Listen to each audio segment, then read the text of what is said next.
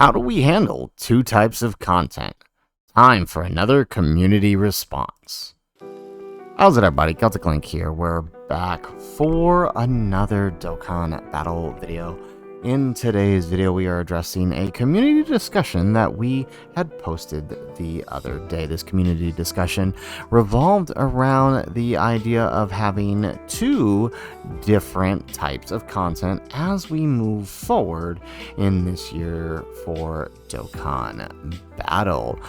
We posted it both to Twitter, Discord, and of course our community posts. So today we're going to go over each of these responses that you guys so kindly responded to. So the question was, right, the new red zones and stages of battle-hardened formidable foes are very, very different styles of fight. Having thoroughly tested both 9-year and 10-year units in this content, I firmly believe that soon we need to have the conversation about how we will use these fights to assess.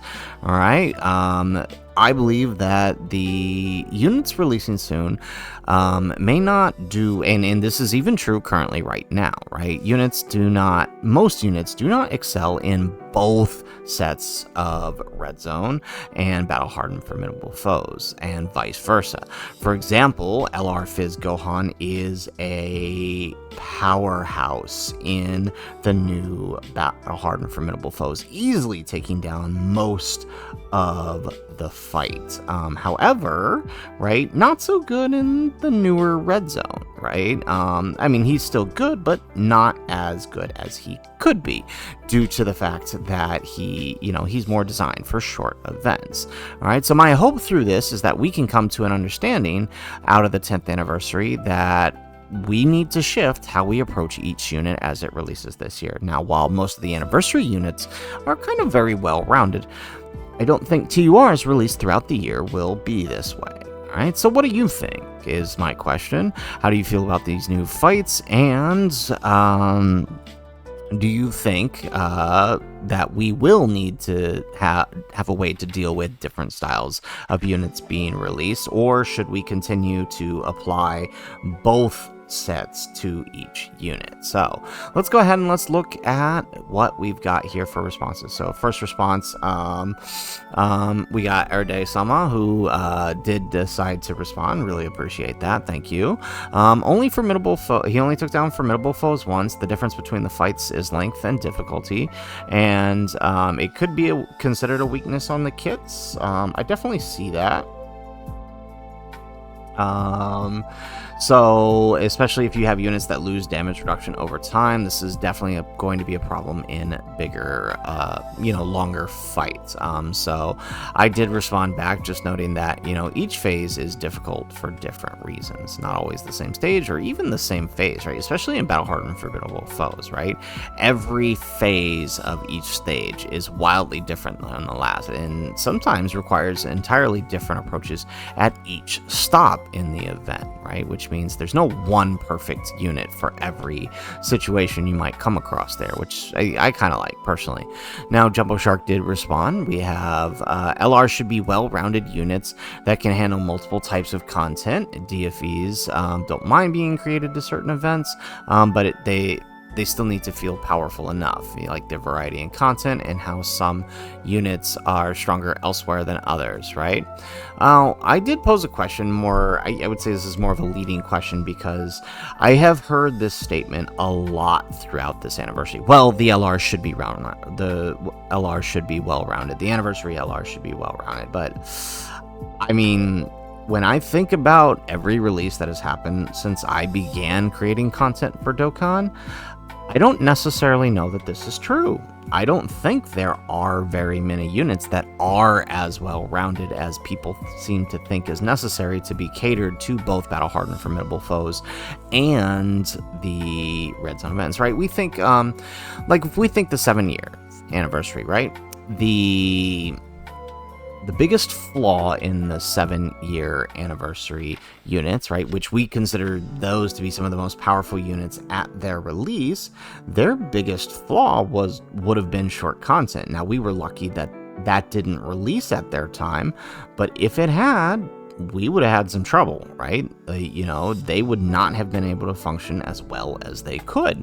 And this became very apparent once we got to the following year in the Fusion Zamos meta, right? Because they were still holding on a little bit through, like the gods especially, through the Sen Shenron event.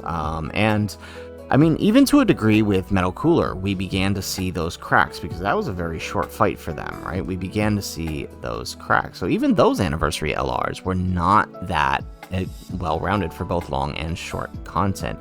ESBR was definitely a struggle for them. So I feel that, right, this is a misconception. And even with the 10 years, right, you could argue that, you know, Gogeta and Vegito, the DFE LRs, are great in both events. And you wouldn't be wrong, but you can't deny the fact that both of them are not as useful in the Battle Hardened Formidable Foes events. They have their uses there, right? Especially Gogeta with his Usher on turn 4. But otherwise, it's very, very... It's very limited in what they can do in those fights. You're basically putting them slot 2 and hope they can tank. And so you can exchange one of them to put in slot 3 or slot 1, right? It's mostly the Goku side of the Gogeta. But at that point, you're also ghost ushering it anyways, right? So, I mean... And this is what I mean. It's that I hear this argument a lot, and I do understand it. I would like it to happen, but I don't know how often it's been very true. Moving on, Real Saiyan, the best units will dominate in both. Good and great units will be good in one of the two. Frieza and Goku fall here. Yeah, I do agree with that. And mid units will be fillers, at least in some way. Bad units won't be useful for either, right? Again, I think this is a very reductive approach because, again, it does not... even looking at the 6th of the anniversary LRs this year in the 10th anniversary, I don't think any one of them are perfect in both. You know, Goku and Vegeta have their flaws in Battle Hardened Formidable Foes. Goku and Frieza, you know, as well. But they actually are kind of okay in that event, provided you can survive turn 1, and then you just swap into Goku. But they are much better in longer events. Gohan, great in short events like Battle Hardened Formidable Foes. Vegeta, I mean, he's okay. He's same as the Frieza category. He's okay in the event, but he is definitely better in a longer event where he can stack up his attack. So yeah, I mean, it's kind of tough, right? I don't think there is one perfect answer for either event, even with the 6th anniversary LRs we have, right? Even, you know, Super Saiyan 3 Goku, we didn't hit him, but yeah, him too. So again, I obviously in theory, yes, good and great units will be good in both, but I don't know that we necessarily have that fully. Goth Kua, right? Tech Broly victim, even on his best bad turns, can confidently say that in his best, he doesn't die to Kefla normals. He takes 100k after the first turn, doesn't die, install. Okay, so he's referring to Tech Broly in the Jiren fight. So I did kind of come back and talk to him about, right, does Broly's team can do well here, but looking ahead, right, what are we talking about with units that are designed for both or are not? And so the response I got for this one, right, it depends on the unit. Like Tech Broly, good for short fights, worse in long fights, but still able to do it. Okay, so didn't really help us. Okay, well, they're saying that yes, we should evaluate both. Okay, I guess, right? I do see what people are saying about evaluating both, but again, it doesn't seem that we are in a position where we can do that. Because most units are showing their cracks in either one or the other. Moving on, Jiren, you like the Battle Hardened Formidable Foes because it's actually fun and it's the same thing, and not the same thing for the millionth time. They like that it's a new style of fight. Okay. I mean, that is good, obviously. We always want more new content, changing things up a little bit. Ichigo, very simple answer. 2 different styles of content, like I said. One unit may excel in others and vice versa. Alright, some units do gain value in some of these fights. Some old units are viable in some of these new ones. AGL go...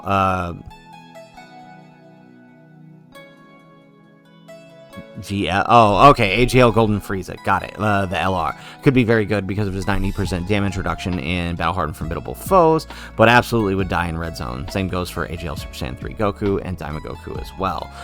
It's a good way to semi-revive old units. Vaku on the Gogeta side of things is a very great example.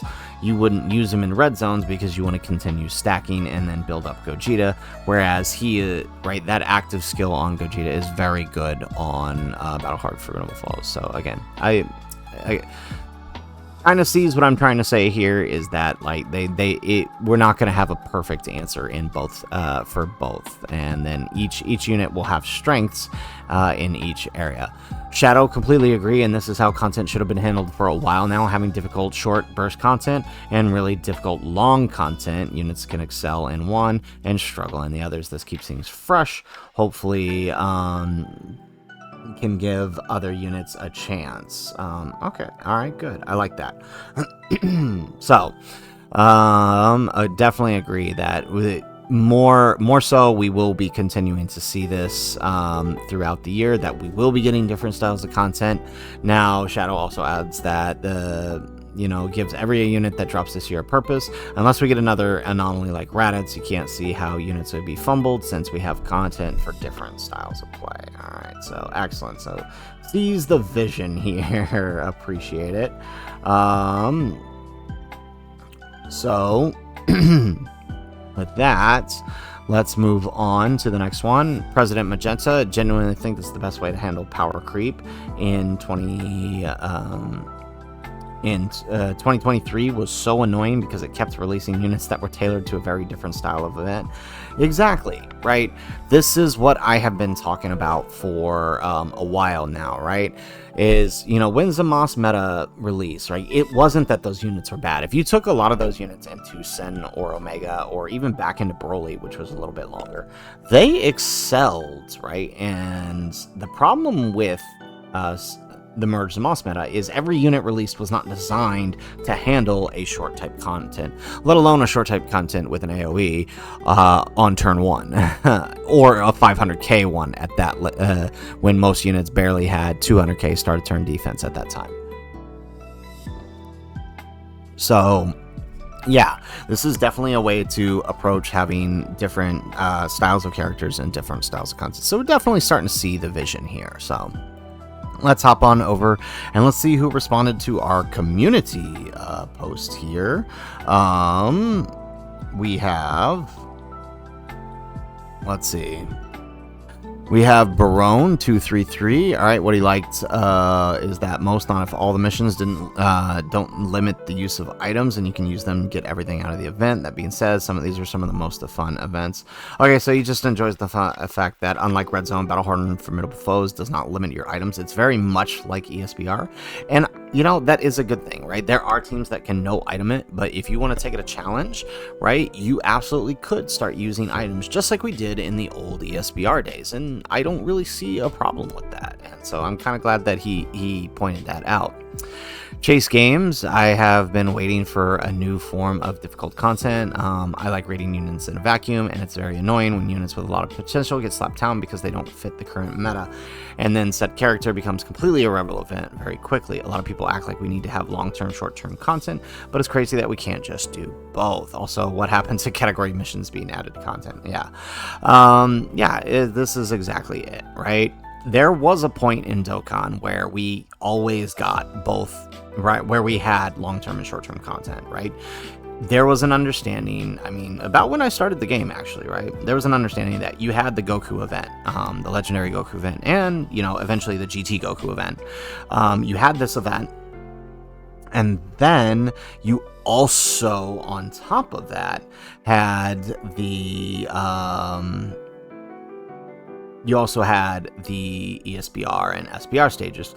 And throughout the time that I had started Dokkan, and at that time, right, from 2020 up to through the 6-year anniversary, and even in up to the 7th year anniversary, I feel like there was an understanding that we would get units released that didn't always cater to one or the other. For example, right, you think Super Vegeta. He was considered one of the best units of his release time, and yet he sucked in the GT Goku event, right? He was not a good choice for that event. You could push it through. Heck, you could even push him through the Vegeta event, which released during his celebration.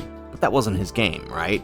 He was absolutely decided for ESBR, which was still difficult at that time. Heck, even through the 7th anniversary, right after that meta shift had occurred, he was still a great unit for ESBR even after that power creep. So we were at a point a few years ago where we had that, and then as we moved past into the 8th anniversary, and definitely I feel like the corrupted Zamos meta is where all of this shift majorly happened, right? It became that you were either good in Merge Zamos or you weren't. Or you weren't good at all. I feel like that's where the major shift occurred. Because even units we had that didn't do good in Broly or Omega, right, we could still find use for them elsewhere. Tech Pan's a good example of this. She released during that. Not so good in the Omega fight because of type disadvantage, but was phenomenal for the Broly fight. And we understood that, and a lot of people rated Pan during that time as very, very good. So honestly, I really don't see why we have to continue to, do this with these units. I think it's more than fair to have different types of assessments based on the different events. All right, Balboa. I love the new fights, long and shorts.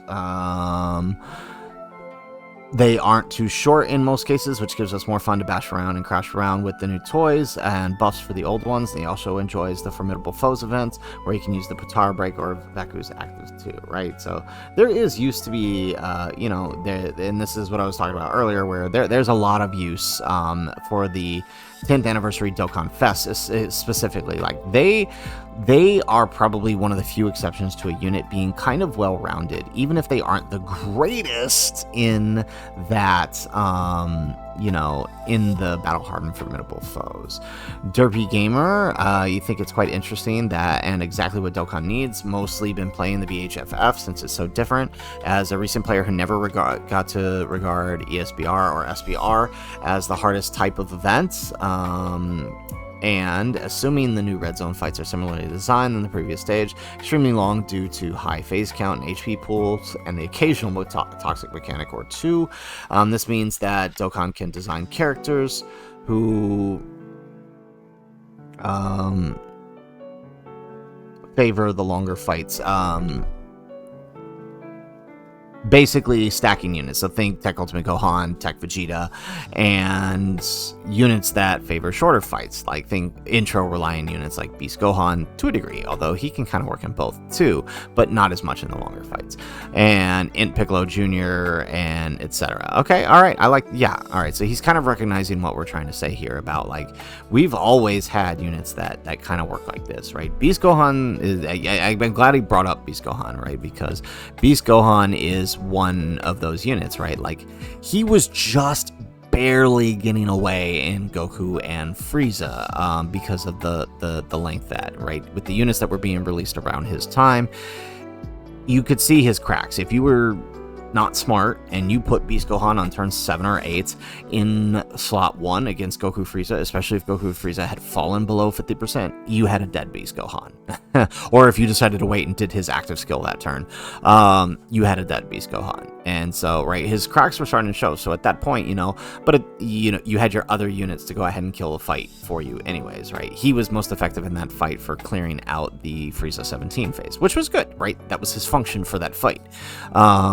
And you kind of see the same thing in the newer fights, right? He's very helpful sort of midway through the fight, right? If you're sort of low on HP, the wrong unit takes a super, and kind of shifting things back in your direction, which at that point he begins to have to be floated off. Battle-hardened formidable foes, on the other hand, he is very good at controlling the flow of the fight because the fight is so short. On his second appearance, you pop his active, you have a guaranteed free turn because he's still within his intro and can, you know, work very well. So, right, Beast Gohan is another great example of these types of units who can work in both, but are definitely more geared to one over the other. Now, Derpy Gamer also adds that as it looks right now, we should definitely be using both to judge a character's effectiveness going forward, as while inevitably units will cater to one or the other. Knowing what units are good or bad universally, despite the content, is incredibly valuable. Yeah, so I think there's a misunderstanding there. People are saying that I can't recognize that, you know, we can't have units good in both. We do. I'm saying that, right, if we're going to continue with these arbitrary tier lists where we have to have a number 1 and a number 2, I think it's important to realize that there may have to be different tier lists for the two events, right? Because the number 1, just the number 1 unit might really poorly perform in one of the events and not in the other, right? So I think it's not that they can't be good in both, it's that they need to be more... We need to be more open to having separate ratings here, I think, because looking at as it is right now with the 6 LRs, I don't think there's going to be any more units that are that well-rounded. Maybe the worldwide, but I doubt it. I mean, it seems pretty clear what they're doing, so as we move through this, and it stayed pretty consistent throughout the entire anniversary, and I pointed this out in the beginning that this was the direction things were heading, and it pretty much stayed consistent with both sets of fights. So I don't know that I necessarily agree with using both when we are rating the units, because again, we're going to have it's going to cause people to overlook a lot of other units, is what I'm saying. All right, we have very well thought out different teams that can go in red zone and different teams that can go in battle hardened stuff. Fights that take longer get away with stacking units. Yeah, of course, right? And this is kind of what I'm saying is, right? Stacking units are going to do really well here, and that doesn't mean we should ignore him. And I feel like if we focus on only rating both, we're only going to rate the units that are good in both, even if they're not great, and then it's going to cause us to ignore a lot of units that are doing really well in one or the other. Okay, there's nothing wrong with having different styles of fights, adds variety. This is Eojix. Is that a J? Yeah, Eojix. Adds variety and actual thought when building a team. There's a reason we have 50 team slots, right? Yeah, no, I definitely agree with that. There's tons of teams. We shouldn't only be focusing on teams of characters that are in the top 10. Okay, and last one here, the real Marv. 2 options: either give us slot 1s or remove the buffs after SA idea. I'm not sure what that means. We got plenty of slot. Yeah, I'm not actually sure what he means there, but this was pretty much all of the responses we got on both Twitter and on our community. We did get a few responses on Discord, but for the purposes of this video, because we are already at length, we will hit the Discord on the next one. And I will admit I kind of messed things up by engaging a little too much on the Discord one, and now everything's all messed up and I can't find the exact comments I wanted to highlight. So we will make sure not to miss that on the next one. But I mean, I'll end with this. All right, my goal in this discussion was to kind of see what people are thinking about having 2 separate assessments for the fights, because moving forward, I think as I do tier lists, I am going to have 2 separate tier lists, one for red zone and one for battle hardened formidable foes, because I do see these as 2 wildly different styles of content, and I do see more stages for each being added. And I think battle hardened formidable foes is worthy of discussion, especially as we continue throughout the year, where we're going to get units who will probably perform very well in it, but not so much in the red zone. And so I think in order for us to honor those units and actually acknowledge what they're doing well, we have to have a separate tier list. There's nothing wrong with acknowledging that units like Vegito and Gogeta can work very well in both, but as we have seen throughout the anniversary, they are literally the only two that can get away with it. There are no other units that have released during this celebration that are excellent in both. And even Goku and Vegeta are, I wouldn't say barely passable, but their function is wildly different in Battle Hardened Formidable Foes than it is in the red zone. Battle Hardened Formidable Foes for them, for example, is more about sort of cheesing the turn 4 so you can get away with not taking any damage, right? That's essentially what it is. And even Vegito popping his active skill against the Merge the Moss fight, for example, during that Battle Hardened Formidable Foes stage 8, he can take a lot of damage, especially if you let like someone with a lot of attacks attack before you pop his active. Yeah, he can take a lot of damage even on his active skill. So right, it's situational, their value in that fight. So that's why I think we have to have two.